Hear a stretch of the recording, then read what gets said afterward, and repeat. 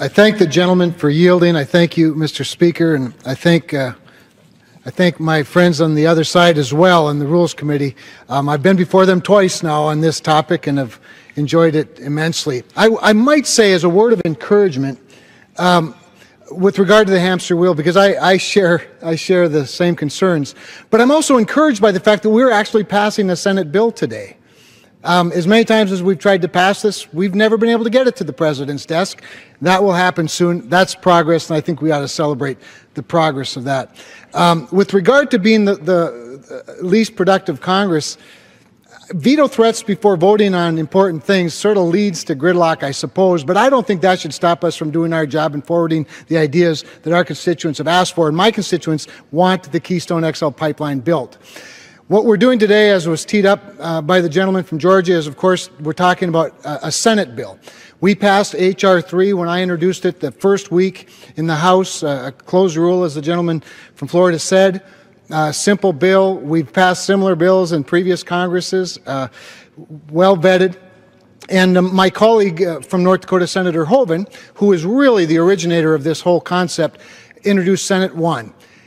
The other reason I think we should be encouraged is not only did the Senate have an open process, they voted on at least 47 amendments. That's more than 3 times as many amendments on S1 as the Senate voted on all of the bills last year. That's progress. That's not the hamsters on the wheel.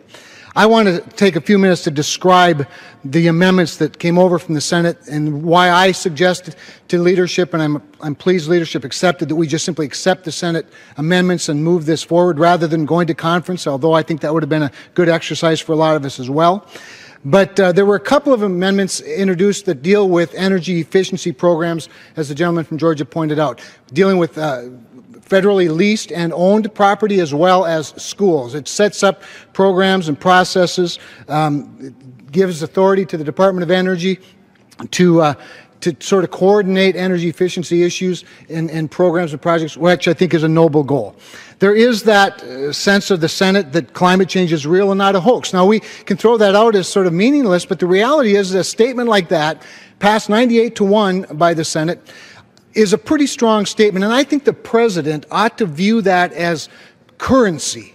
As currency, you know, he argues that Keystone, because oil sands somehow supposed to emit more greenhouse gas emissions than other production, and I'm here to tell you it's not true, and I'll point out to very specific facts on that.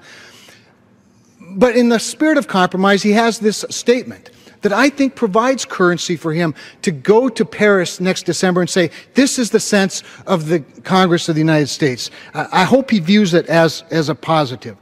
Senator Murkowski has that amendment, and the gentleman from Florida spoke to the sense of the Senate that all forms of unrefined and unprocessed petroleum should be subject to the nominal per barrel excise tax associated with the spill fund. While it says it's a sense of the Senate and it isn't put into law, I think it's important to note that we're talking about a tax. An excise tax that is placed on domestic crude for sure, not placed on, if you can imagine this now, bitumen. Bitumen is the product that comes from the oil sands, and because bitumen is not in the tax code, it's not subject to the excise tax. That should be corrected. We should do that in the proper order, probably through the Ways and Means Committee. That said, it's important to note that TransCanada is 100% responsible for spills and cleaning them up. I cited the first Keystone pipeline through the state of North Dakota, 600 landowners' land. They had some issues in the early going at one of the pumping stations. They did clean it up. It didn't contaminate water or the surrounding area. All of the tools worked properly. So my point is that they are responsible, and that's as per each state's law. This line will be permitted in each state, and they have to be responsible for cleanup. Another one, Senator Cornyn had an amendment: land or an interest in land for the pipeline may only be acquired through constitutionally appropriate means. That only makes sense. Maybe doesn't need to be stated, but it's important to state. Similar to the Barrasso amendment that says, clarifies that treaties with Indian tribes must remain in effect. That should be obvious as well, but it doesn't hurt to restate those important points. So I think that these amendments are important amendments. They're good amendments. They help broaden the appeal of the bill. I want to take this map down, and I want to speak to just a few of the merits of the Keystone Pipeline bill because I know them very well.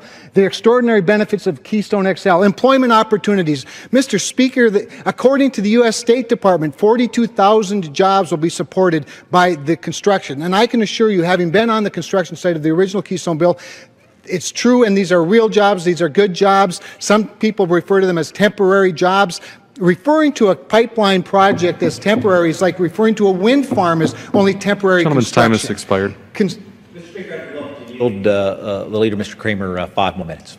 Gentleman from North Dakota is recognized for an additional 5 minutes. I appreciate the generosity of the gentleman from Georgia. Thank you.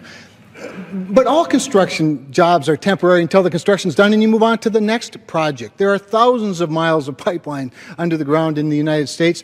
The steel workers, the truck drivers, the backhoe operators, the welders, the local hotels and restaurants and retailers that benefit tremendously. This is the make or break in many cases for some of these smaller businesses that benefit from the construction of this dynamic economy. The energy security, we can't overstate energy security. We're talking about displacing Venezuelan oil. We're talking about displacing Middle East. In fact, the 830,000 barrels per day that will run through the Keystone Pipeline into U.S. refineries is equal to about 50% of what we import from the Middle East. That's security. When we talk about energy independence, that's one thing. Security means that we have our security in our own hands. We're not subject to bad guys from other parts of the world. That in fact, we are part of the security solution. And it relates directly to national security, I might add. Enhanced safety. I was a pipeline regulator for years. There is no safer way to move crude oil than by a pipeline. It's most efficient and it's the safest by far. We've seen some of the things that happen when we clutter our highways. In fact, the Department of Transportation in North Dakota anticipates the saving of 3 to 6 fatalities on the roads in North Dakota if this pipeline is built. Because remember, it's not all Canadian oil sands. There is about a quarter of this capacity is reserved for Bakken crude oil as well. That removes a lot of trucks from our roads. That's much safer for the traveling public. Trains, and another issue. We have a lot of trains. This would represent 10 trains a week that could be hauling food to hungry people rather than oil to the marketplace. Environmental protection. We hear a lot about the environment and the issues pertaining to it, and rightfully so. The good news is that after 6.5 years of study, this is the most environmentally studied pipeline and the most sophisticated and highest tech pipeline in the history of the world. In fact, moving oil by rail actually emits 1.8 times more CO2 into the air than moving it by pipeline. Moving it by truck emits 2.9 times more CO2 than does moving it by pipeline. Moving it by barge to China, where it'll be refined with far lower environmental standards than the United States, that's priceless. An exchange with Canada. I don't think we should understate the importance of our relationship. Our #1 trading partner. $2 billion a day of goods and services travels between our two countries. Our top partner, trading partner, and best friend, Canada. If we were doing this to Canadians and to Canadian companies, or if they were doing this to us, I can't imagine how we would respond. And I have worked closely with the embassy. I've worked closely with the new Premier Jim Prentice from Alberta, who's, by the way, just won election this last fall on a pro-environmental stewardship platform. And exchange with Canada is so important. We need to restore and care carefully for that important relationship. I'd rather enhance that relationship, quite frankly, and it gets right back to this energy security issue, than be fighting over oil or fighting to protect the transportation of oil in other places. So, Mr. President, in the end of the day, with everything else that's gone on and all of these other important issues, to me the final thing is this, is what I'd say to the President, Mr. Speaker. You've asked for bipartisan bills. You've asked for us to work together. Here we have a bipartisan, bicameral solution, one that the American public supports in a big way, one that would create jobs, one that would lift up the middle class, Mr. President. I would just beg, Mr. Speaker, that the President would reconsider his veto threat on this important bipartisan jobs bill and sign it when it comes to his desk so that we can get people back to work, that we can become less dependent on foreign sources of oil from across the sea, and become more interdependent with our neighbors in Canada. And with that, I yield back, and thank you for the generosity of your time. Gentleman from North. Speaker, I would yield 2 minutes to the gentleman from North Dakota, the sponsor of the House-passed bill, Mr. Cramer. The gentleman from North Dakota is recognized for 2 minutes. Thank you, Mr. Speaker, and I thank the chairman. I spent several minutes articulating the details of the benefits of this bill. Grateful to Senator Hoeven, my senator from North Dakota, for introducing it in the Senate. I want to answer just a couple of the questions because I think there are legitimate concerns being raised by my friends on the other side.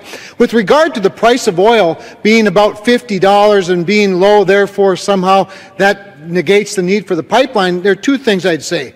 2,336 days ago, the price of oil was approaching $50. Keystone, TransCanada still applied for the pipeline.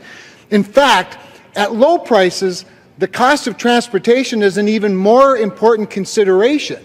And oil transported by rail costs about $10 a barrel more than it does by pipeline. The pipeline is even more important in this environment. With regard to the pump station spill in North Dakota on the original Keystone pipeline, I know it well. I cited that line. The good news was everything worked. The alarms went off, the valves shut down, the farmer even called the company. There was a spill, it was corrected, there was no negative environmental impact. With regard to the types of jobs, I saw them firsthand. These are permanent jobs. Yes, they're temporary on that particular job, but 88% of the steel used in the Keystone XL pipeline has been sourced from North America, 88%. I want to finish by reading this quote from Danny Hendricks. Danny says this, with regard to what kind of jobs will be created by the XL. Quote, they've got health care for another year. They've got a pension credit for when they retire. It means that those families have got health care, dental care, so it means a lot. It means they can make a house payment. It means they can send their kids to college. Danny Hendricks is the business manager for Pipeliners Local 798 in Tulsa, Oklahoma. These are real jobs, and to belittle them in any way, Mr. Speaker, to degrade them in any way is intellectually dishonest and disrespectful, and I yield back.